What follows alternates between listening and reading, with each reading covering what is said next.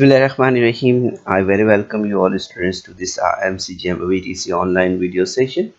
And in this today's lesson, students, we are going to learn about the equation in one variable. And in this session, especially we are learning about the word problem.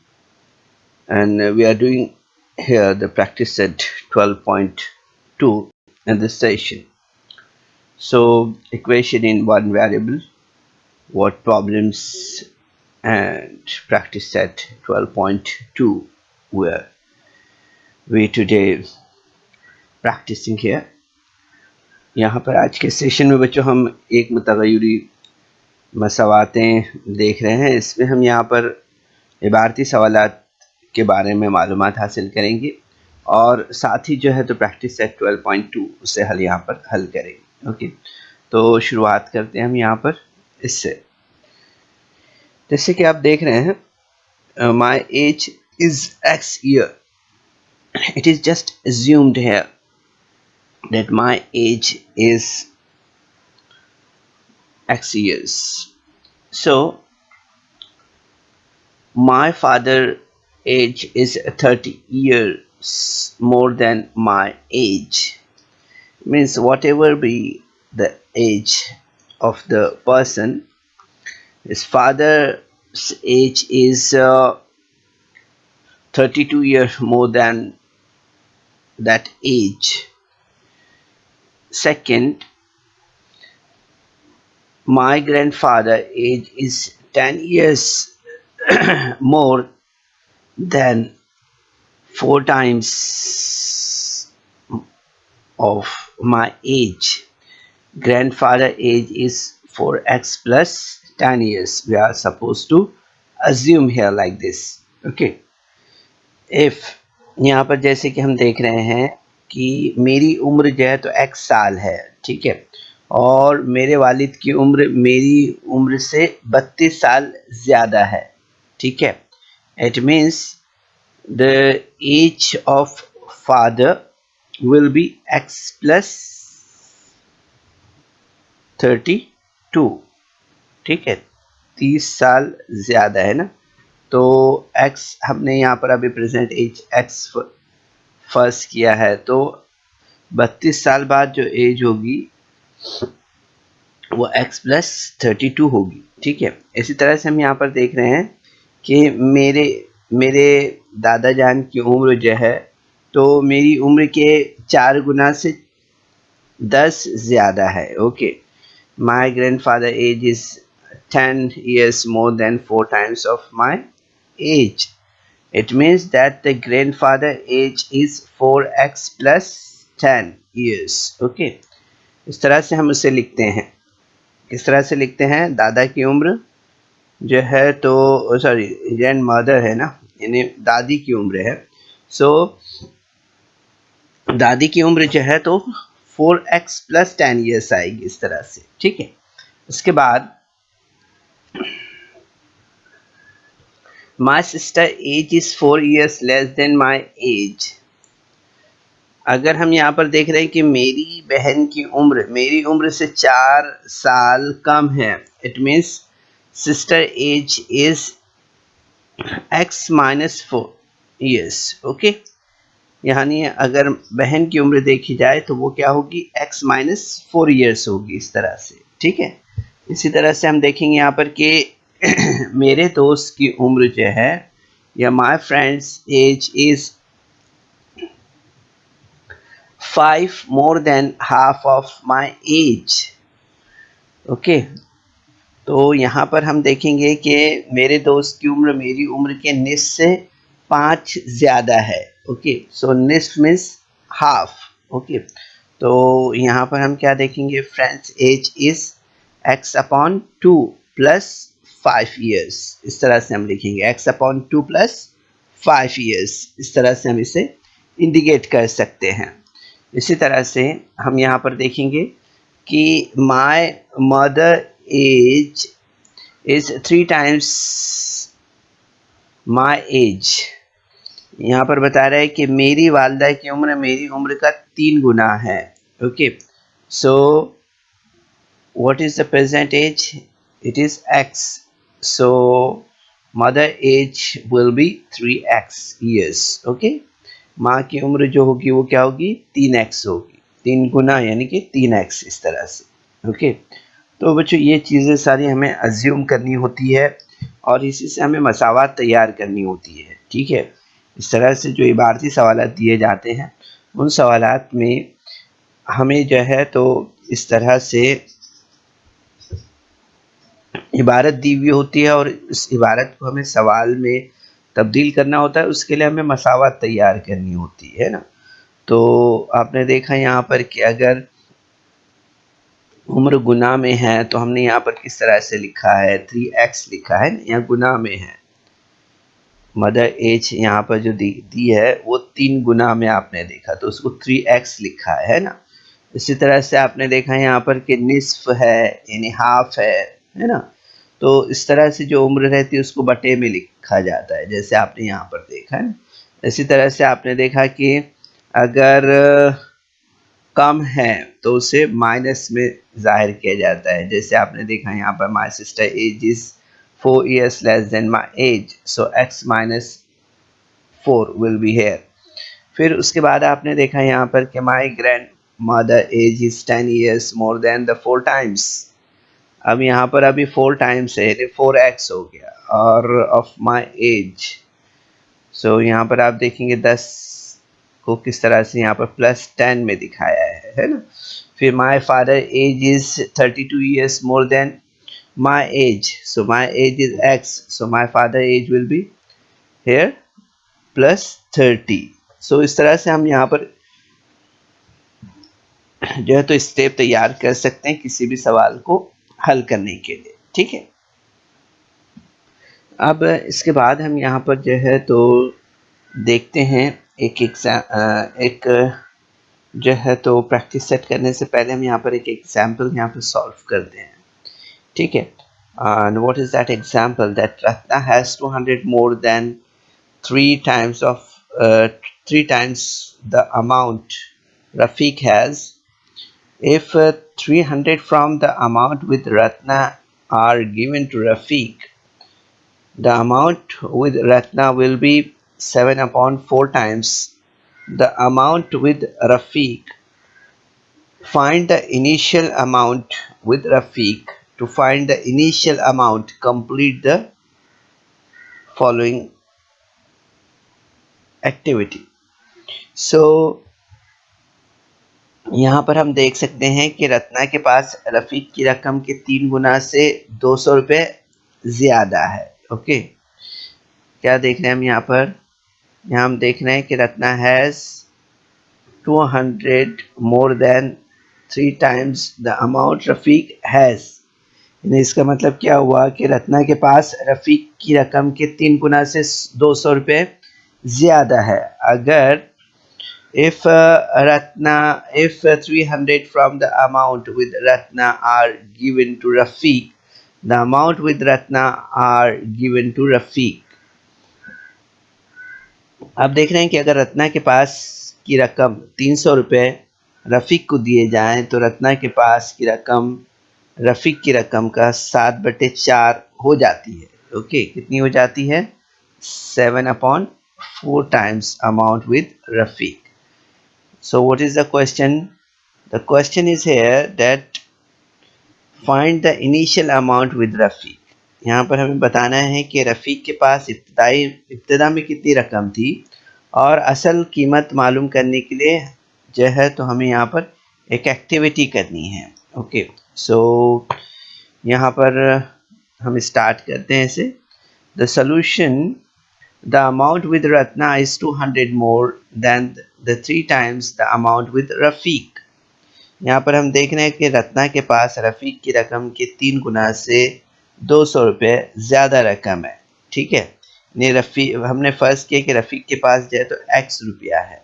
ठीक है, ये हमने यहाँ पर assume किया है। Let the initial amount with Rafiq be x rupees. So किस तरह से हम इसे यहाँ पर शो करेंगे कि रत्ना के पास जो रकम है वो कितनी है। So the remaining amount with Ratna is 3x + 200। Okay, तो यहाँ पर हम देखेंगे इसके पास कितनी रकम है रत्ना के पास में। तो रत्ना के पास में 3x + 200 है। ओके,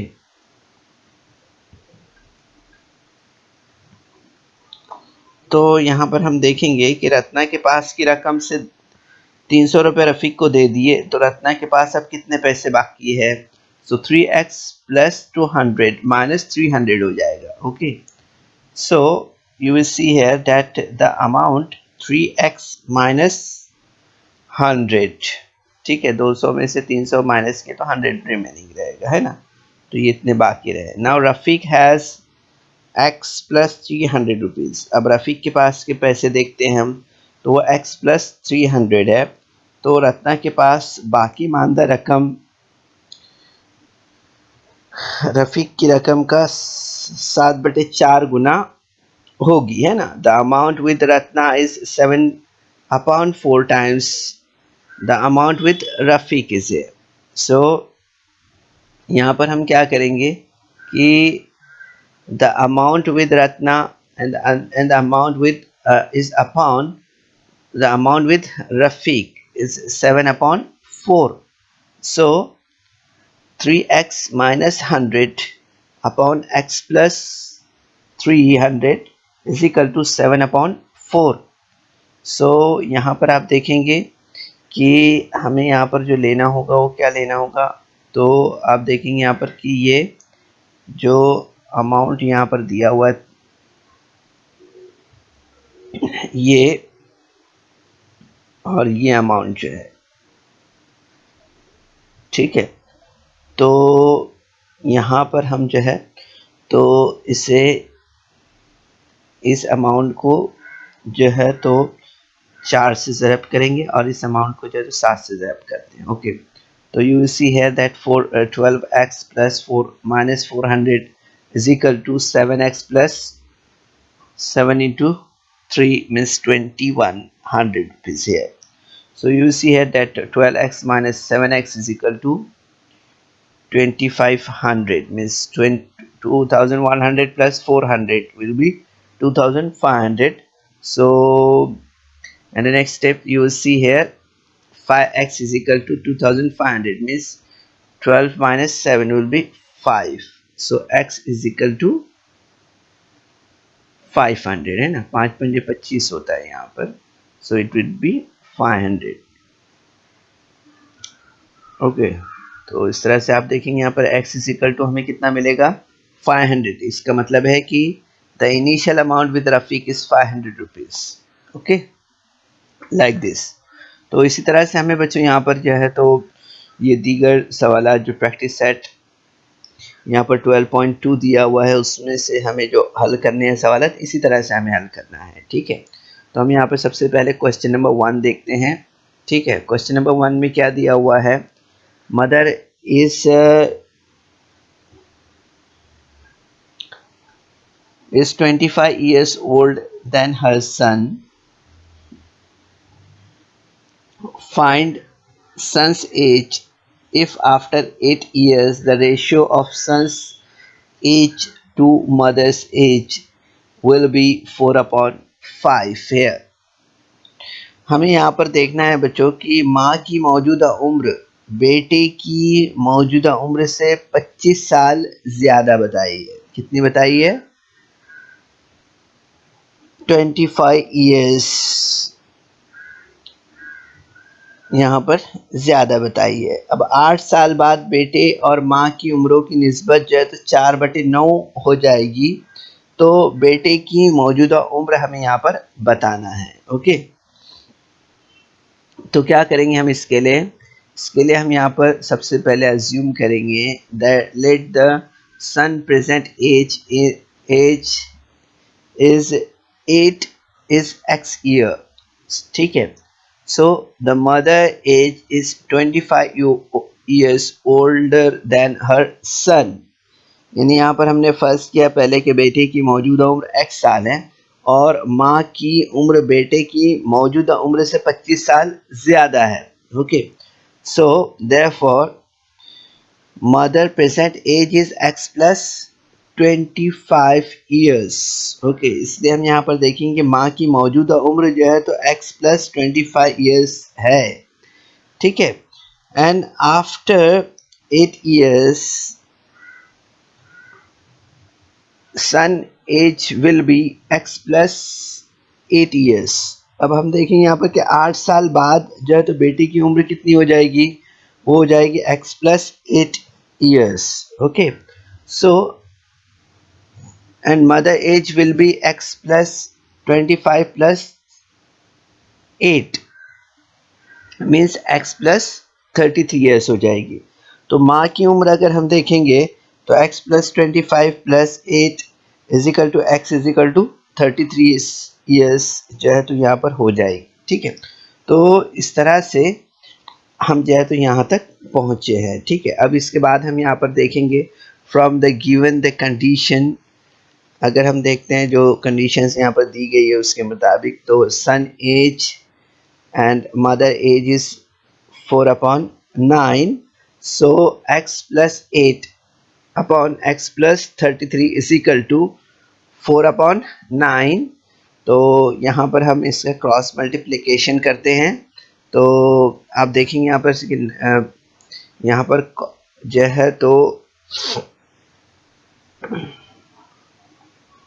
यहाँ हमने इस कॉस को जो है तो 9 से ज़रब दिया है, इस कॉस को हमने यहाँ पर 4 से ज़रब दिया है ना।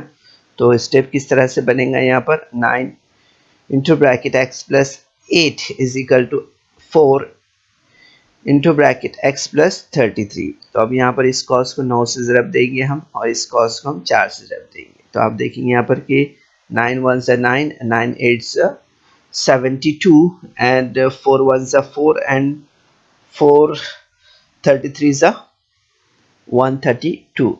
So 9x plus 72 is equal to 4x plus 132 will be here.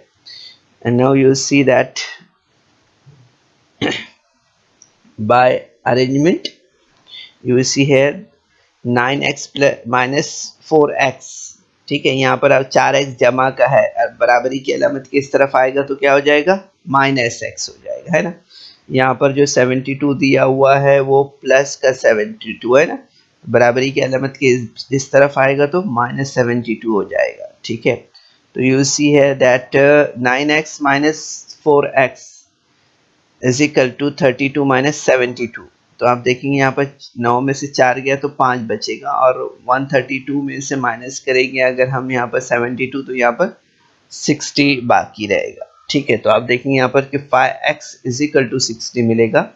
So x is equal to 60/5 यहाँ पर हमें लेना होगा इस तरह से। ठीक है, तो आप देखेंगे यहाँ पर कि हमें यहाँ पर क्या मिलेगा, 5 1 ज़ा 5, 5 2 ज़ा 10। ओके, तो x इज इक्वल टू कितना मिलेगा, 12। यानी हमें यहाँ पर क्या समझ में आएगा, The son present age is 12 years। क्या समझ में आएगा हमें कि बच्चे की जो मौजूदा उम्र है वो कितनी है, 12 साल है। ओके, याद रखना है कि बच्चे की जो मौजूदा उम्र है वो 12 साल है। ठीक है, इस तरह से। अब इसके बाद हम यहाँ पर जो है तो नेक्स्ट क्वेश्चन देख रहे हैं। नेक्स्ट क्वेश्चन जो दिया हुआ है उसमें दिया है कि the denominator of the fraction is greater than its numerator by 12 if the numerator is decreased by 2 and the denominator is increased by 7, the new fraction is equivalent to 1/2। so find the fraction। सवाल किस तरह से दिया है बच्चों, यहाँ पर सवाल को समझना बहुत ज़रूरी है। ठीक है, तो सवाल यहाँ पर दिया हुआ है कि एक कसर का नसबनुमा इसके शुमार कुनिंदा से 12 ज़्यादा है। अगर इसके शुमार कुनिंदा से 2 तफरीक करे और नसबनुमा में 7 जमा करे तो वो कसर 1/2 के मसावी हो जाती है, ठीक है। तो वो कसर हमें यहाँ पर मालूम करना है।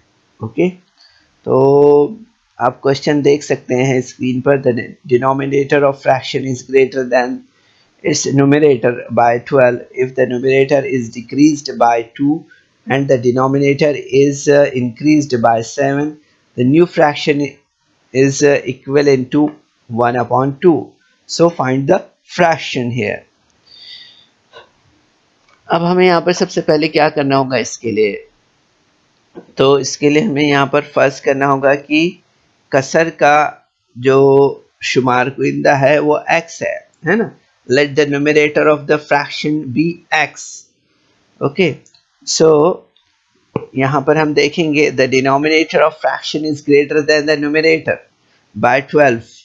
यहाँ पर जो है तो हम देखेंगे कि इसका नसब नुमा जो है तो शुमार कुंडा से 12 ज्यादा है। ओके, सो यहाँ पर आप देखेंगे the denominator is x plus 12. क्या हो जाएगा डिनोमिनेटर? x plus 12 हो जाएगा, है ना, x plus 12।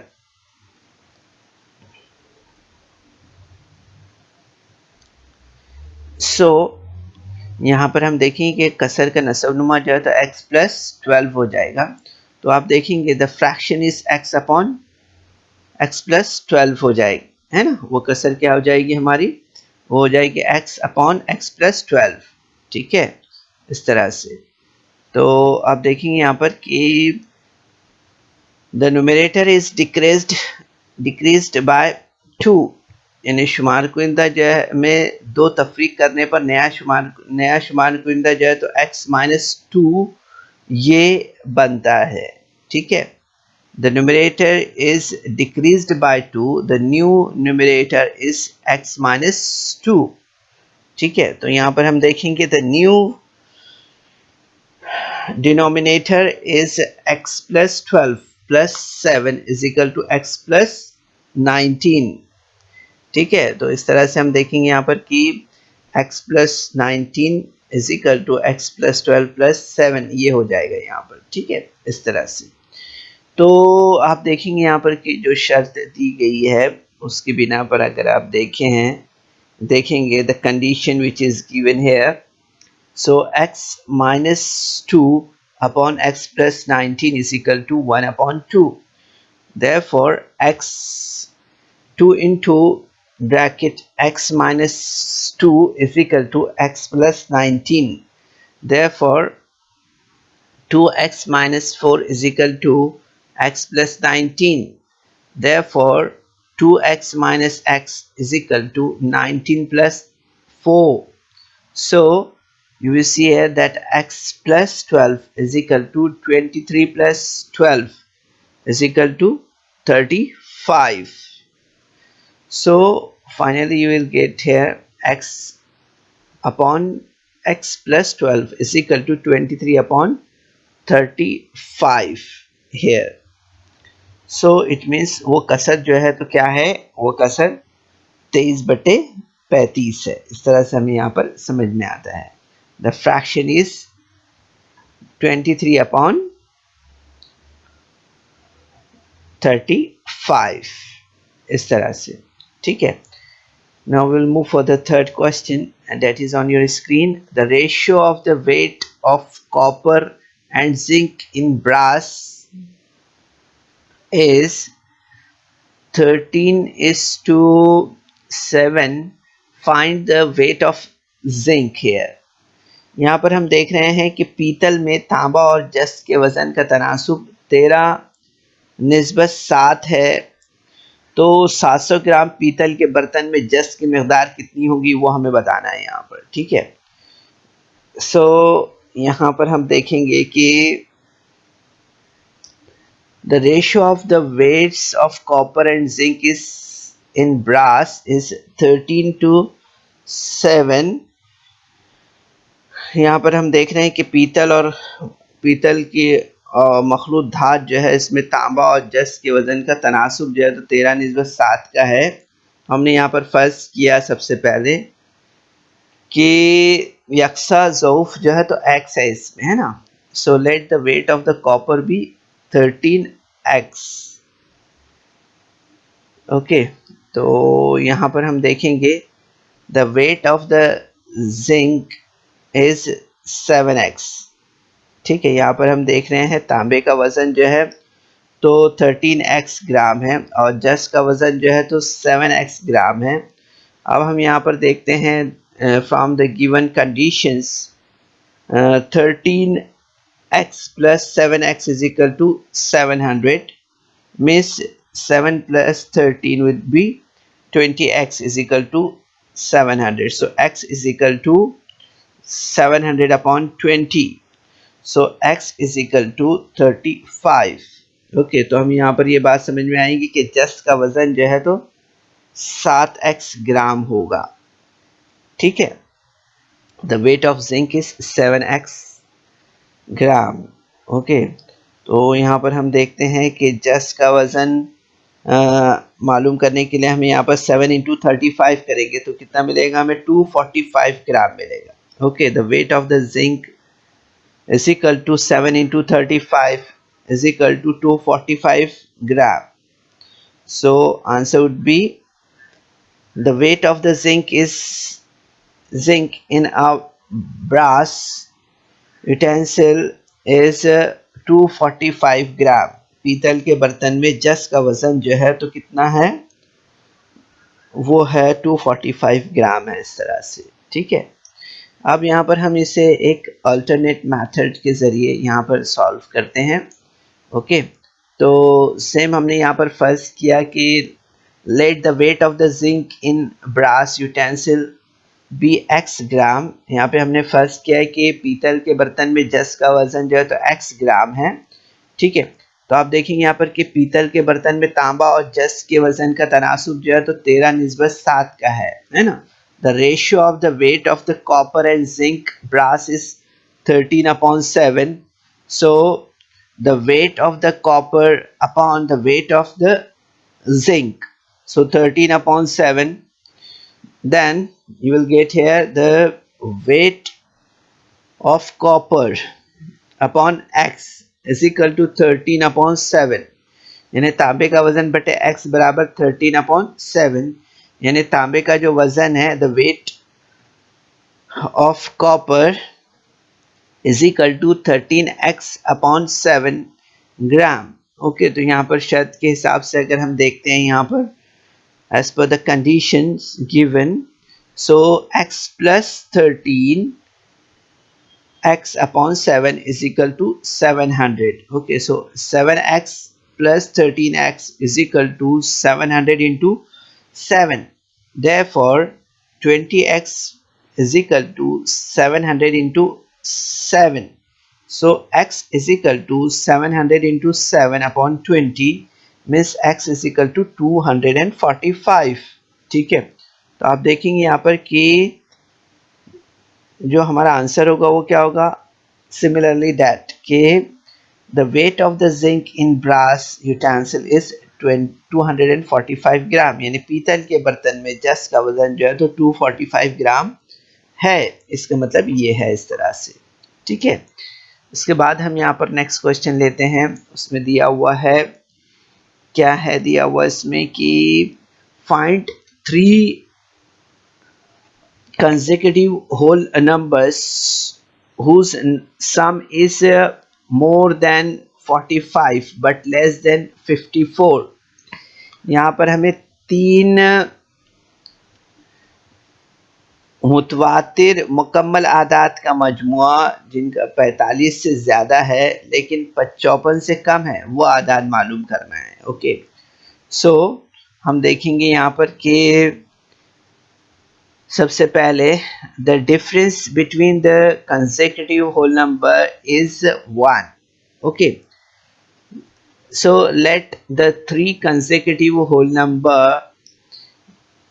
numbers are x, x plus 1 and x plus 2। हम देखते हैं कि दो मुतवातिर मुकम्मल आदात के दरमियान फ़र्क कितना होता है, 1 होता है। तो फर्स्ट किया हमने कि 3 मुतवातिर मुकम्मल आदात क्या होंगे, तो x और x plus 1 और x plus 2 हैं, इस तरह से। ठीक है, तो यहाँ पर हम देखेंगे कि x and x plus 1 and x plus 2 is lesser than 45. So you will see here that it would be 3x plus 3. Okay, so these are the 3x, and you will see here 1 2 and this 3, and this 1 and 2 will be 3 here. So 3x plus 3 is greater than 45. So you will see here that 3x is greater than 45 minus 3, so it would be 3x greater than 42. So you will see here that we will get here 3x is equal to 14. So x is greater than 14. So x is equal to 14. X plus 1 is equal to 15 plus 1 is equal to 16, or x plus 2 is equal to 15 plus 2 is equal to 17. Okay, या फिर हम इस तरह से भी देख सकते हैं इसे कि x plus 1 plus x plus 2 is lesser than 54. So 3x plus 3 is lesser than 54. Therefore 3x is lesser than 54 minus 3. So therefore 3x is lesser than 51. So x is lesser than 17, or x is equal to 16. Okay, so x plus 1 is equal to 16 plus 1 17, और x plus 2 is equal to 16 plus 2 is equal to 18. तो इस तरह से आप देखेंगे बच्चों यहाँ पर कि the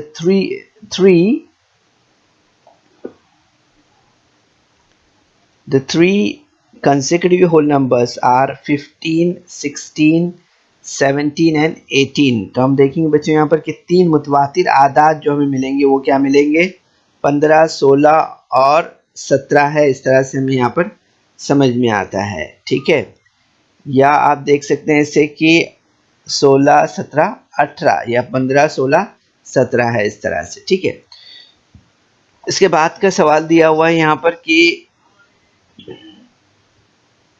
in a 2-digit number, the digit at the tens place is twice digit at unit place. If the number of 10 by interchanging the digit is added to the original number, the sum is 66. So find the original number. यहाँ पर हम देख रहे हैं कि एक दो हिंसी अदद में दाही के मकाम का हिस्सा इकाई के मकाम के हिस्से का दुगना है.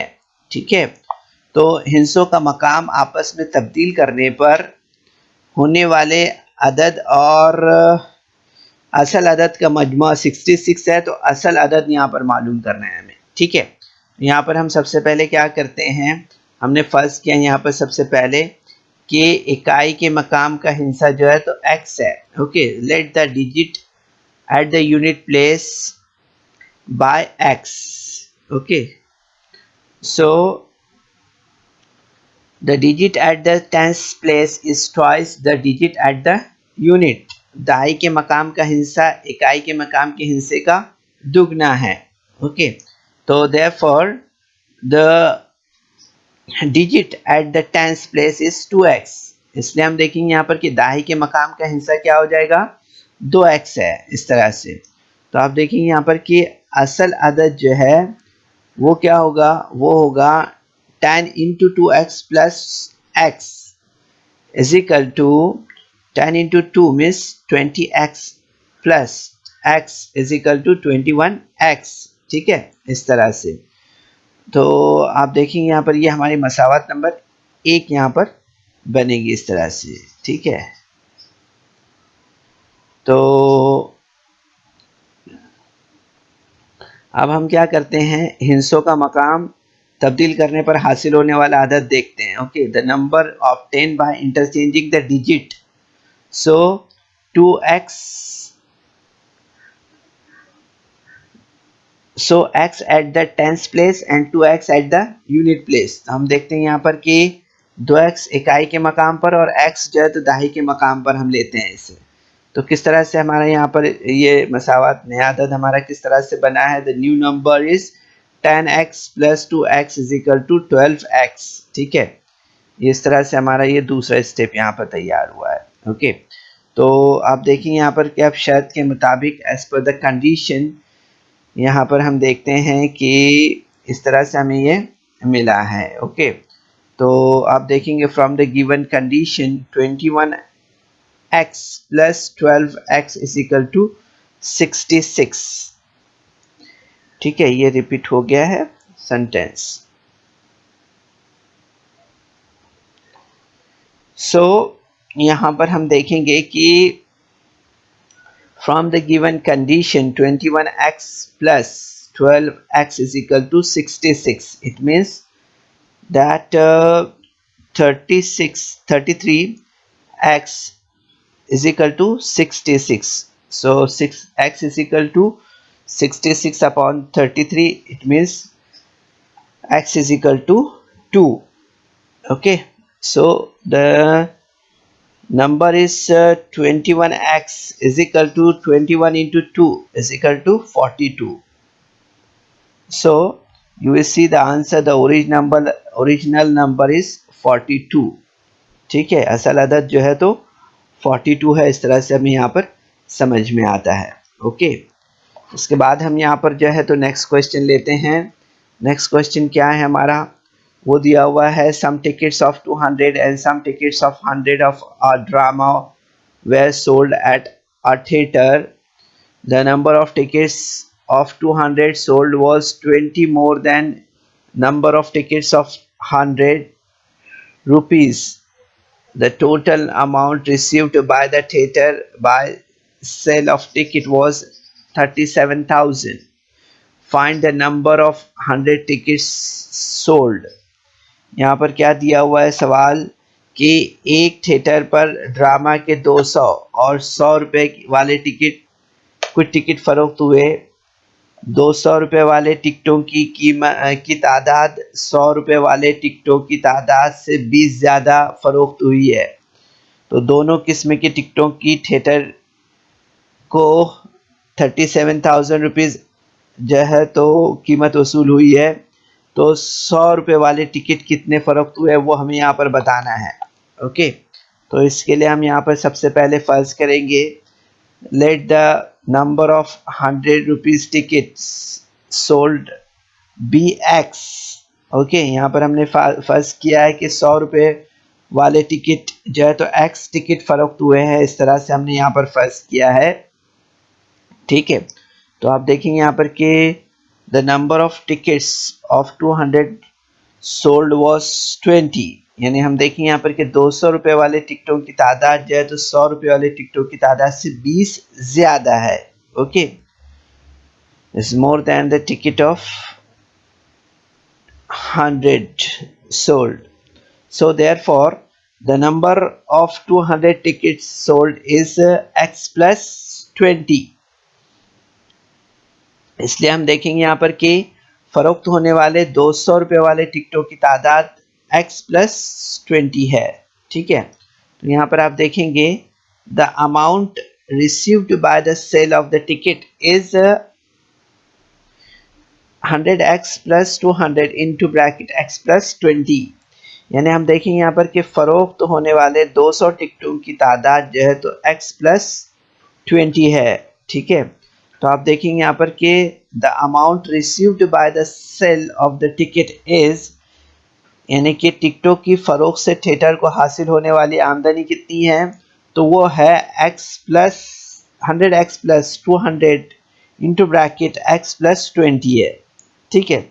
लेकिन हम यहाँ पर देखेंगे कि थिएटर को टिकटों की फरोख्त पर 37,000 रुपीज़ हासिल हुए हैं ना. द अमाउंट इज 37,000 रुपीज़ है. सो 100x plus 200 into bracket x plus 20 is equal to 37,000.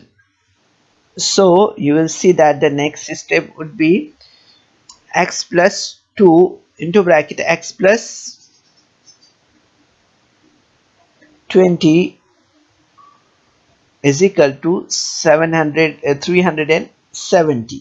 Okay, सो तरफैन को जो है तो हमने यहाँ पर क्या किया है, 100 से तकसीम करने पर okay, x plus 2x plus 40 is equal to 370. So 3x is equal to 370 minus 40 means 3x is equal to 330. So x is equal to 330 upon 3 means x is equal to 110. Okay, तो इस तरह से आप देखेंगे बच्चों यहाँ पर कि 100 रुपये वाले टिकट जो है वो 110 टिकट फरोख्त हुए. इस तरह से हमें यहाँ पर समझ में आएगा. The answer is that the number of 100 rupees tickets sold were 110 here. Okay, like this. इसके बाद हम यहाँ पर नेक्स्ट क्वेश्चन देख रहे हैं. इसमें दिया हुआ है, क्या दिया है इसमें कि of the 3 consecutive numbers 5 times the smallest number is 9 more than 4 times the greatest number, find the numbers. यहाँ पर हम देख रहे हैं कि 3 मुतवातिर तबई आदाद में सबसे छोटे अदद का 5 गुना सबसे बड़े अदद के 4 गुना से 9 ज़्यादा है, तो वो अदद मालूम कीजिए. Okay, of the 3 consecutive natural numbers 5 times the smallest number is 9 more than 4 times the greatest number, find the numbers. So यहाँ पर हम देखेंगे, let the 3 consecutive numbers natural numbers be x plus 1 and x plus 2. यहाँ पर हमने first किया कि 3 मुतवातिर तबई आदाद कौन से हैं, x है, x plus 1 है और x plus 2 है. ठीक है, तो इनमें से सबसे छोटा अदद x है और सबसे बड़ा अदद जो है तो x plus 2 है ना. x is the smallest number and x plus 2 is the greatest number. So as per the condition you will see here, the 5 times the smallest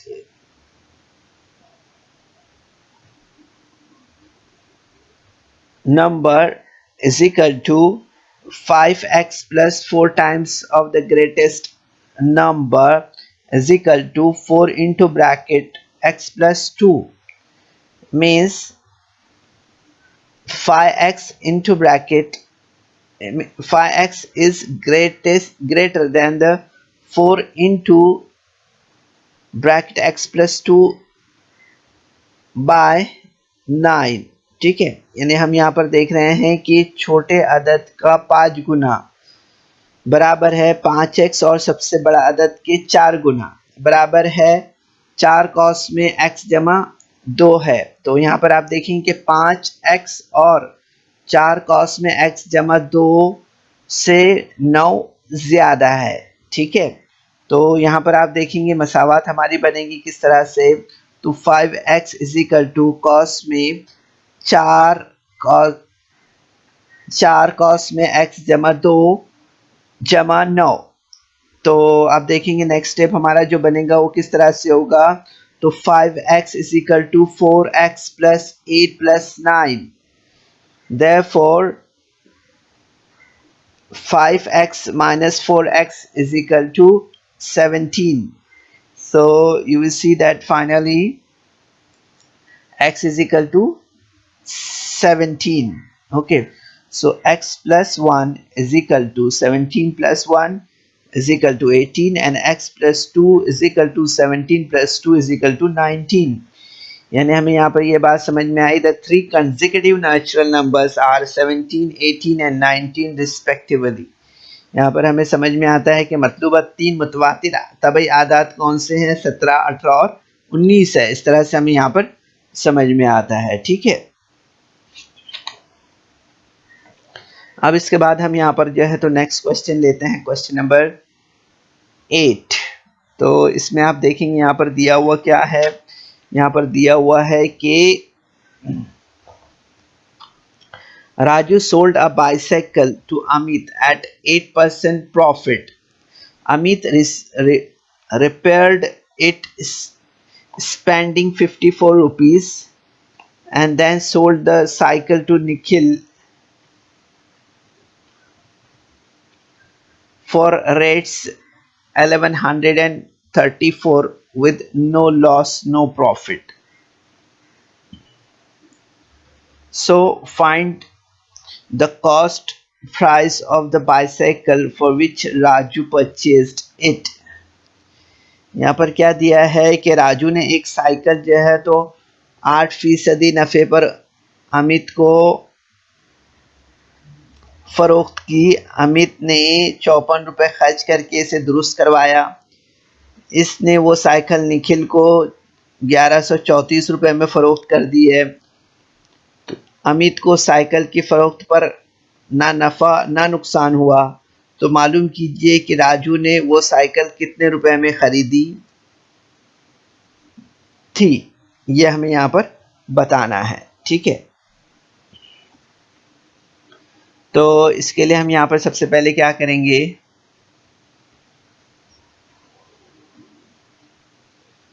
तो इसके लिए हम यहाँ पर सबसे पहले let the cost price of bicycle that Raju purchase भी x है। ठीक है, सबसे पहले हमने यहाँ पर फर्ज किया कि राजू ने वो साइकिल एक्स रुपए में खरीदी थी। ठीक है, और उसके बाद देखेंगे हम, the Raju sold his bicycle to Amit at 8% profit.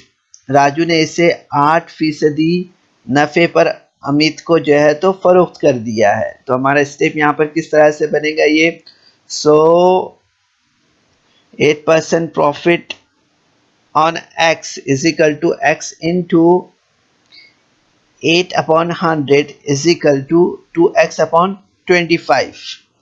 ठीक है, so Raju sold the bicycle to Amit for rupees x plus 2x/25 is equal to 27/25।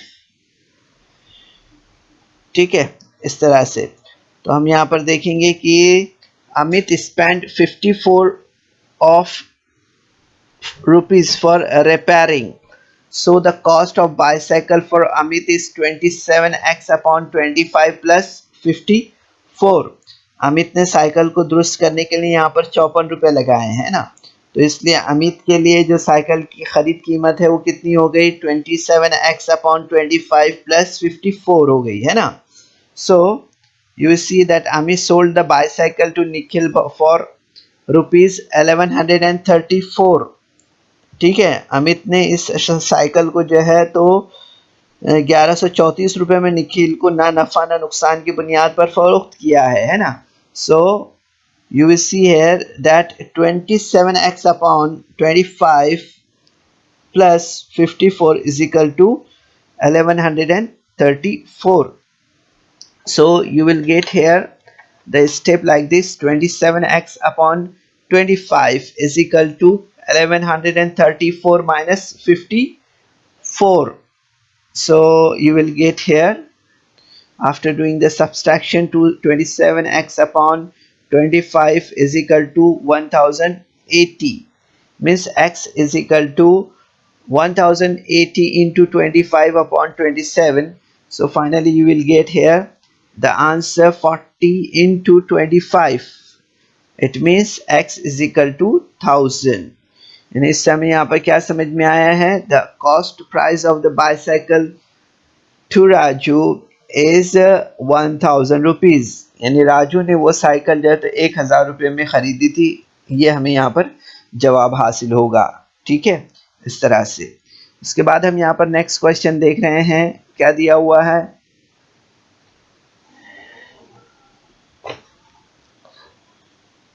A cricketer scored 180 runs in the first match, and in the second match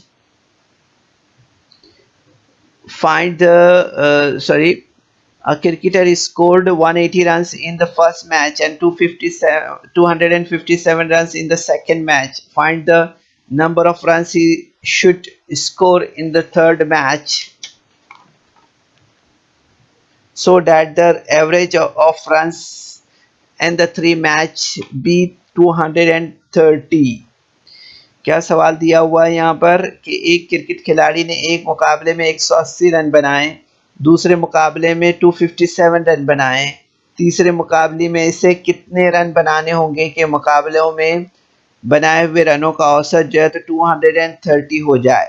ठीक है, तो यहाँ पर हमने सबसे पहले फर्ज किया है कि let the cricketer score x run in the third match. हमने फर्स्ट किया कि क्रिकेट खिलाड़ी ने जो है तो तीसरे मुकाबले में एक्स रन बनाए हैं। Okay, the total run scored by the cricketer is 180 plus 257 plus x. इस खिलाड़ी के जरिए 3 मुकाबलों में बनाए गए रनों की तादाद कितनी है, तो वो हो गई है 180 प्लस 257 प्लस एक्स। हमने रिज्यूम किया है ना थर्ड मैच के लिए। फर्स्ट मैच के लिए 180, देन सेकंड मैच के लिए 257 रन से। ओके, प्लस थर्ड का हमें मालूम करना है। सो आप देखेंगे यहाँ पर the average of the 3 matches is 230। यहाँ पर अगर आप देखेंगे कि तीनों मुकाबलों के रनों का औसत जो है तो 230 है। So the total of 3 matches, यहाँ पर तीनों मुकाबलों के रनों का औसत अगर हम देखें, यहाँ पर की तादाद अगर हम यहाँ पर मालूम करें तो वो हमें कितनी मिलेगी, वो मिलेगी 230 इंटू 3 करें तो 690 हमें मिलती है। Okay, so therefore 180 plus 257 plus x is equal to 690। So x is equal to 690 minus 180 minus 257 means x is equal to 253। यानी हमें यहाँ पर क्या समझ में आया है कि क्रिकेट खिलाड़ी को तीसरे मुकाबले में 253 रन बनाने होंगे। Okay, the cricketer should score 253 runs in the third match. Okay, like this. इसके बाद में हम देखेंगे यहाँ पर आखिरी सवाल है इस एक्सरसाइज का। तो इससे हम यहाँ पर देख रहे हैं सुधीर्स as is 5 times more than 3 times the age of Viru.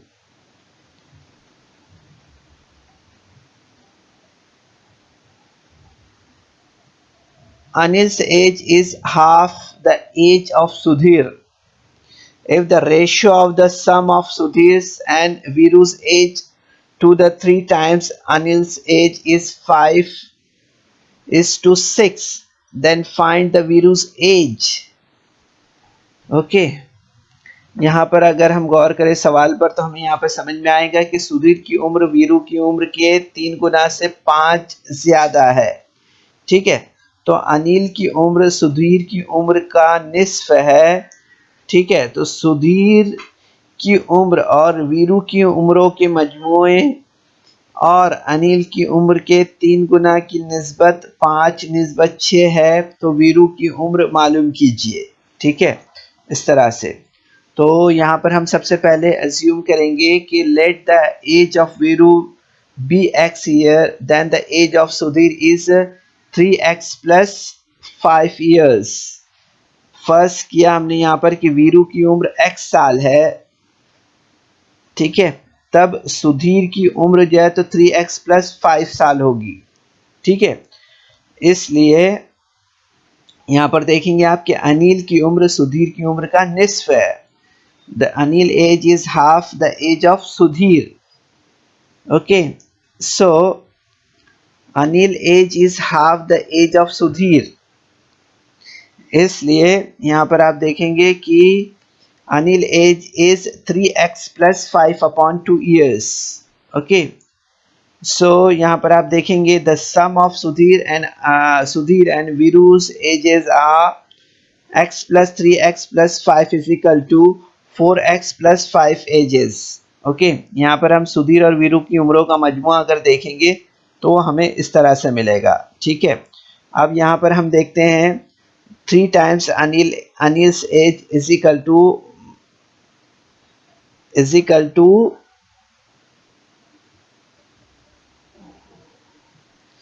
3 into bracket 3x plus 5 upon 2 years. Okay, तो यहाँ पर हम देखेंगे कि अनिल की उम्र का 3 गुना यानी 3 cos में 3x जमा 5/2 साल है। ठीक है, अब शर्त के मुताबिक अगर हम देखें from the condition, so you will see that 4x plus 5 upon 3 into bracket 3x plus 5 upon 2 is equal to 5 upon x। ठीक है, तो यहाँ पर आप देखेंगे कि 6 cos में 4x जमा 5 बराबर 5 जमा 3 cos में 3x जमा 5/2। तो तिरछी जो है तो ज़रब करने पर हम देखेंगे यहाँ पर तरतीब इस तरह से हो जाएगी 2 into 6 into bracket 4x plus 5 is equal to 5 into 3 into bracket 3x plus 5। Okay, so यहाँ पर आप देखेंगे कि तरफैन को 2 से ज़रब करने पर हमें स्टेप यहाँ पर क्या मिलेगा। सो 4 into bracket 4x plus 5 is equal to 5 into bracket 3x plus 5। अब हम यहाँ पर तरफैन को जो है तो 3 से तकसीम करते हैं तो आप देखेंगे यहाँ पर हमें क्या स्टेप मिलेगा। 16x plus 20 is equal to 15x plus 25। So 16x minus 15x is equal to 25 minus 20। So x is equal to 5। ठीक है, यहाँ पर आप देखेंगे वीरू की उम्र जो है तो 5 साल है। इस तरह से हमें यहाँ पर समझ में आती है। Okay, the Veeru age is 5 years। Okay, तो बच्चों इस वीडियो को लाइक करें, सब्सक्राइब करें और इस तरह के मज़ीद वीडियो मिलेंगे आपको। तो इसके लिए आपको नीचे जो बेल आइकॉन है उसको दबाना है। सो बच्चों उम्मीद करते हैं कि आज के सेशन में हमने जो सवालात आपको समझाए हैं वो आपने ज़रूर से समझा होगा। सेशन के बाद आप इन तमाम सवालात की अपने तौर पर प्रैक्टिस करें और इसे हल करें। ठीक है, कोशिश कीजिए। अस्सलाम वालेकुम। So students, there is some important questions in a description box, so you're supposed to solve that questions, and there is also a feedback form in the description box, so kindly fill that form। तो बच्चों आपको session के बाद में description box में जाना है और वहाँ चंद अहम सवालात दिए गए हैं उन्हें हल करना है और उसके बाद आपके तासुरात का जायज़ा लेने के लिए एक गूगल फॉर्म डिस्क्रिप्शन बॉक्स में है, उसे आपको पुर करना है।